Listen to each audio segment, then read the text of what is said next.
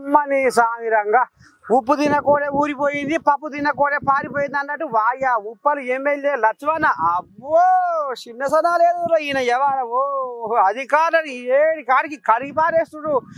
చూడురే ఓ రకమా ఆడోళ్ళను ఇట్లే మధ్య వచ్చే కాలం వచ్చిందిగా.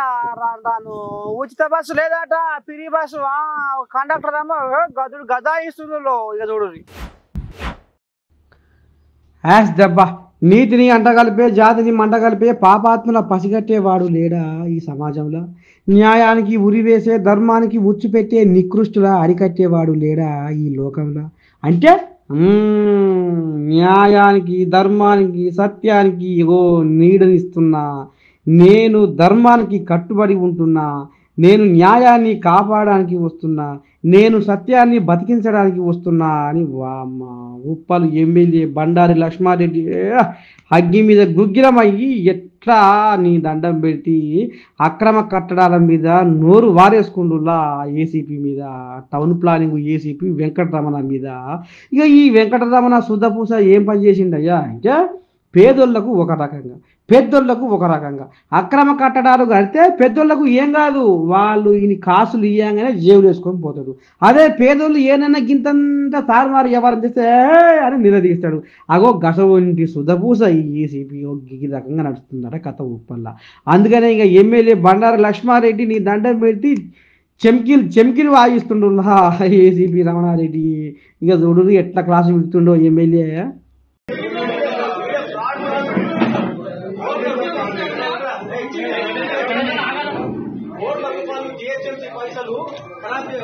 పైసలు వీడే దొంగరా కొడుకు మళ్ళీ వచ్చి పెద్ద మాటలు చెప్తున్నాను. పని చేయమంటే చేస్తా లేకపోతే వెళ్ళిపోతాంటావా? ఎంత బజార్లో ఎన్ని కడుతున్నారు?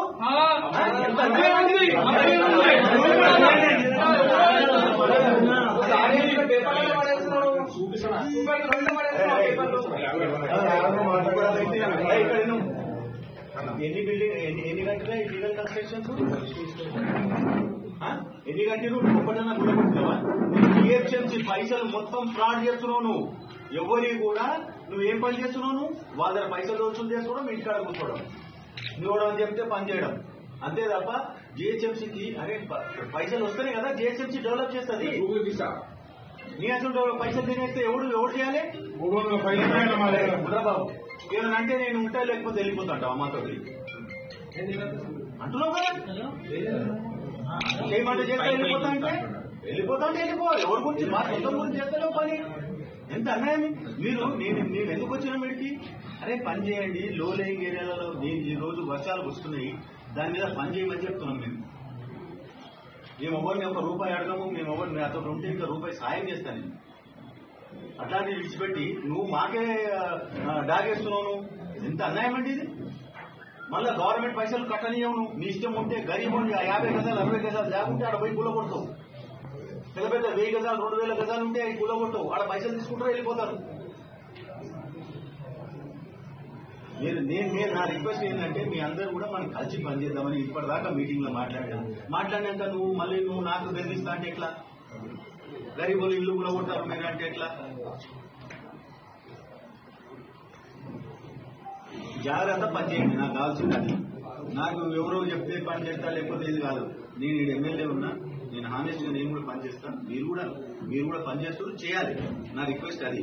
కానీ వచ్చి నన్ను దబాయిస్తా అంటే నేను ఒప్పుకున్నట్టు కాదు.